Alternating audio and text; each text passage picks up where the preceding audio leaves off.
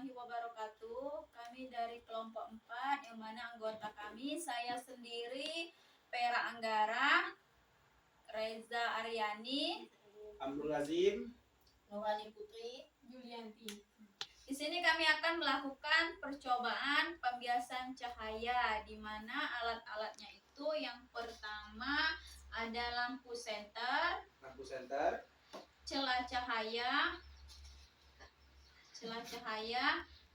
balok kaca, kertas putih, busur derajat, lensa cembung, lensa cekung, layar atau tabir kertas, sudah itu lilin, dan terakhir adalah penggaris panjang. Langkah-langkah percobaannya, yang pertama susunlah lampu senter, celah, dan balok kaca seperti pada gambar modul 7.4. Apa? Kalau makin baik, ayo mulai. Ya. Kedua, nyalakan lampu senter dan amati dengan baik jalannya berkasinar pada saat sebelum dan sesudah menembus balok kaca. Nembus deh. Ini kan belakang saya. Ketiga, gambarkanlah jalannya berkas sinar tersebut sehingga tampak sudut datang dan sudut bias. Kemudian ukur besar sudut datang dan juga besar sudut bias tersebut. Pakai bos, saya besok bahasa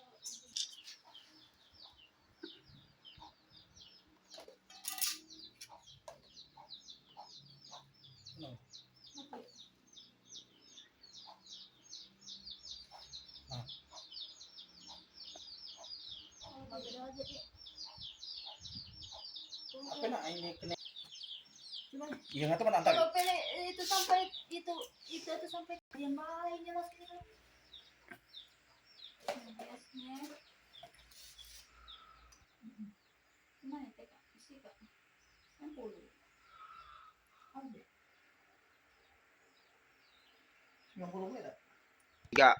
Setelah dinyalakan senternya, sekarang kita ukur besar sudut datang dan besar sudut bias tersebut.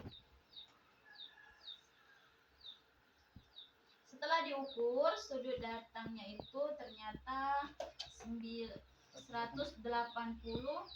derajat dan sudut biasnya itu ada 140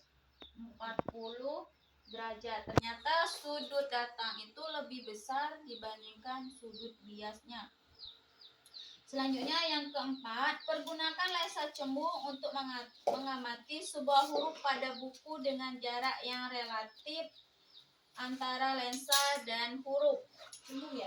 Iya, cembung. Buku. Cembung. Nak belum? Ada. Lensa cembung enggak cembung? Oh, cembung gitu. Pergunakan lensa cembung untuk mengamati sebuah huruf pada buku dengan jarak yang relatif dekat antara lensa dan buku. Kemudian geserkan lensa perlahan-lahan menjauhi huruf tersebut sampai bayangan huruf menjadi sangat besar. Itu Mika Ayu maksudnya tuh. Keempat, pergunakanlah lensa cembung untuk mengamati sebuah huruf pada buku dengan jarak yang relatif lebih dekat antara lensa dan huruf. Kemudian, geserkan lensa perlahan-lahan menjauhi huruf tersebut sampai bayangan huruf menjadi sangat besar dan kabur atau tidak nampak.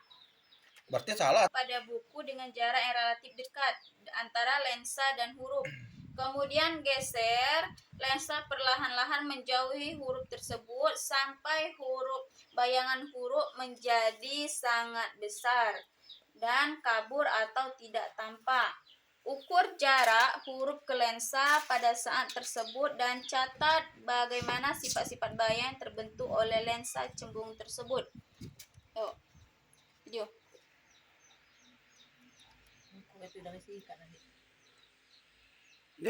Kabur hilang. Sampai hilang kan? Berapa jaraknya? 10 cm. Nah, pada saat ukurannya 26 cm ternyata tulisannya sudah tidak bisa dilihat atau dibaca, kabur. Yang kelima, susunlah lensa cembung, layar, lilin, dan penggaris panjang seperti pada gambar di modul 7.5 berikut. Gambar. Kena enggak Kak? Nih, Dem, jelas. Nah, setelah diatur letak lilin dan lensa cembung, kita lihat kita lihat lilin paling tajam. Kita buat bayangan lilin itu paling tajam pada tabir. Ukur jarak benda dengan jarak bayangan.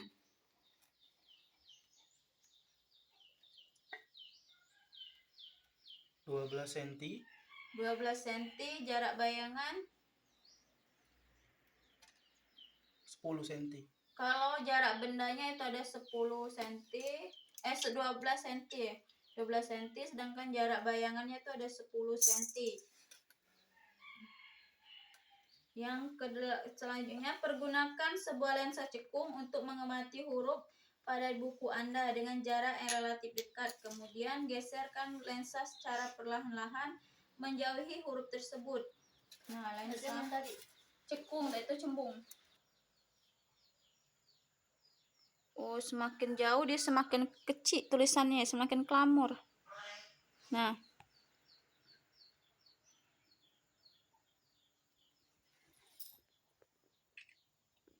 jaraknya itu ukur pakai mister berapa?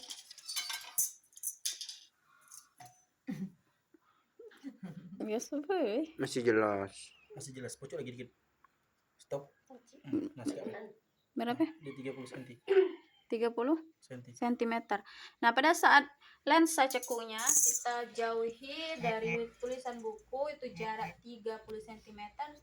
30 cm tulisannya itu mengecil dan hampir tidak terlihat. Oke. Mungkin itu saja percobaan dari kelompok kami tentang pembiasan cahaya.